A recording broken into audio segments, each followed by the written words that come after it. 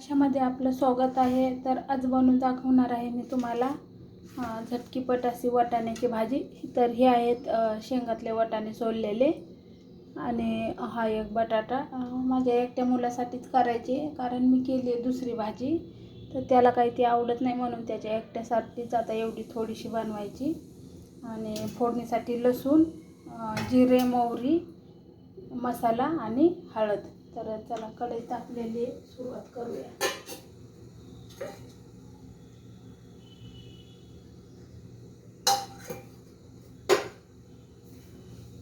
तेल वगैरे तापलेले आहे.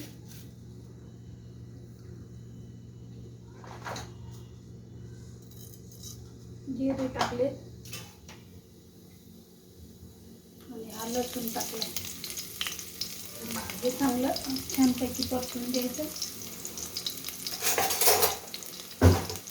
तर हे पळीमध्ये आधी थोडंसं पाणी घ्यायचं आणि पाण्यामध्ये आपण त्याच्यामध्येच हळद आणि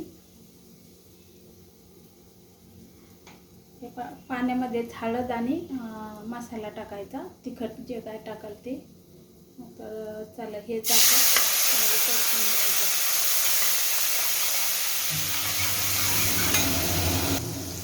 हे पाण्यामध्ये टाकल्यानंतर अशा प्रकारे छान असं परतून निघतो आपला मसाला. आणि आता हा वाटाणा आणि बटाटा टाकायचा. आणि आता हे शिजण्यासाठी पाणी टाकायचं थोडं.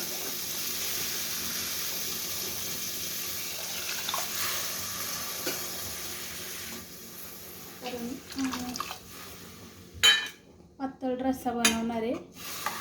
आता याच्यामध्ये शेंगदाण्याचा कूट आणि मीठ टाकायचे, चवीपुरतं मीठ.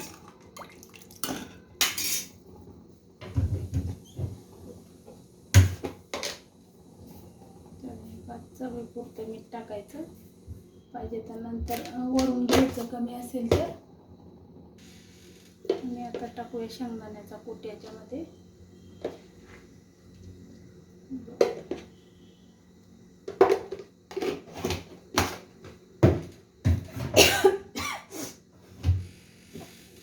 आणि थोडंसं धने पावडर टाकते.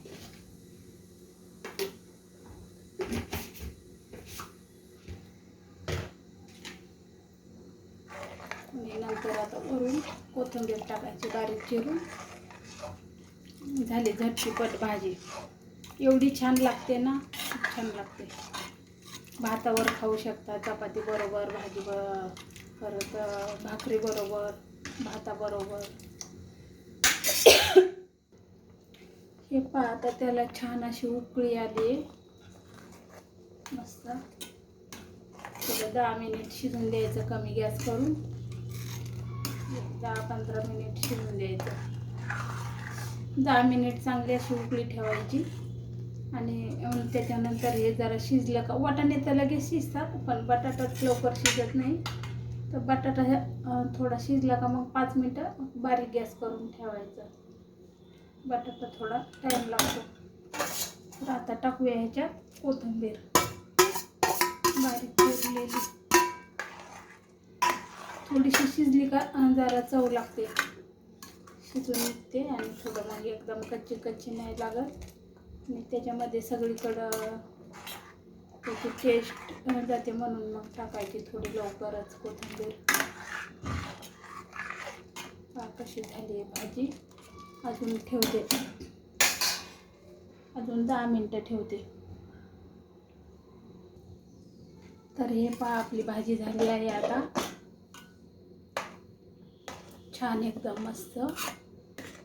तर पहा कशी घट्ट, जास्त घट्ट पण नाही, जास्त पातळ पण नाही. आणि कशी वाटली माझी रेसिपी. नंतर खूप एवढी भारी झाली आहे ना, टेस्टी एकदम मस्त.